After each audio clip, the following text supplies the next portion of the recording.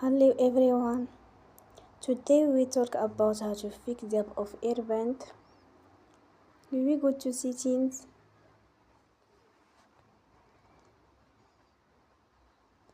then we click on apps.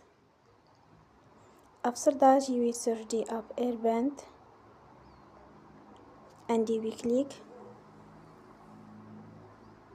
Then you will on for stop. After that you will go to storage. Then we click on clear cache.